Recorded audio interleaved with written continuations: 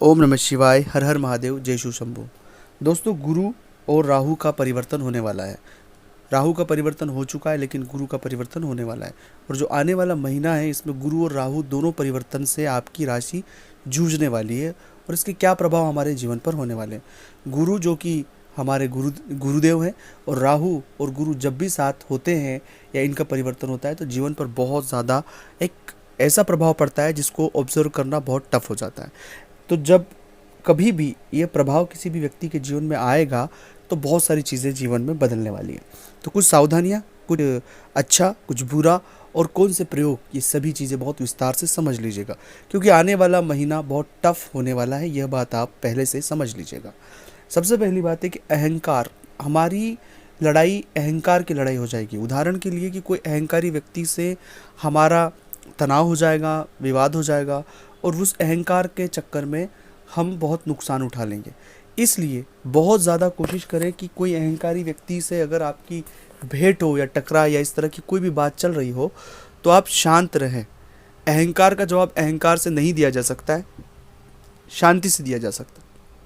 जीत आपकी ज़रूर होगी, लेकिन यहाँ पर हमें थोड़ी सी सावधानी रखना है। दूसरा है कि व्यर्थ खर्च, बहुत ज़्यादा व्यर्थ खर्च होना शुरू हो जाएंगे।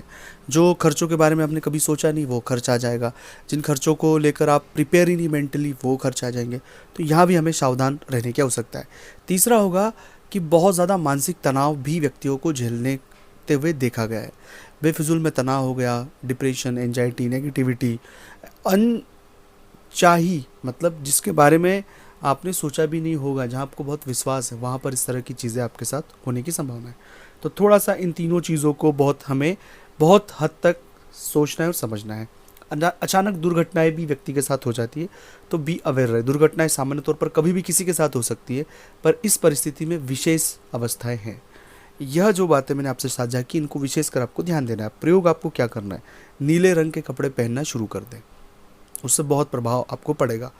आपको गुरुवार का हो सके तो उपवास करना शुरू कर दें। इस हफ्ते 5 गुरुवार होंगे, पाँचों गुरुवार करना शुरू करें। और जितना हो सके उतना गुरु मंत्र का जप करें। अगर नहीं है गुरु मंत्र, तो नमः शिवाय मंत्र का जाप करें। इसके बाद आपको नियमित शिवालय जाना है। 2 वक्त, सुबह और शाम 2 वक्त शिवालय जाना है, और शिवालय जाकर गुरु मंत्र का जाप करें। ओम नमः शिवाय मंत्र का जाप आपको करना ही है। पीपल के वृक्ष को सरसों के तेल का दीपक लगाए, और पीपल के वृक्ष को जो जल चढ़ाए उसमें हल्दी मिलाकर जल आपको चढ़ाना है।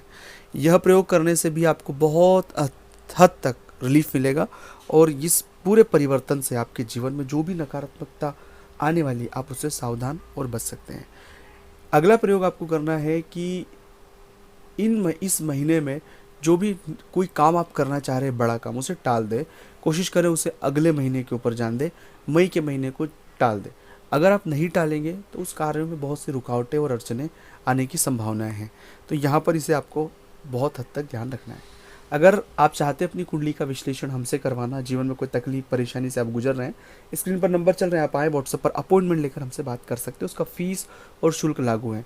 अगर आपको ये वीडियो अच्छा लगा तो लाइक करना, अपने दोस्तों के साथ साझा करना। मिलते हैं अगले वीडियो में, तब तक के लिए नमः शिवाय, नमः शिवाय।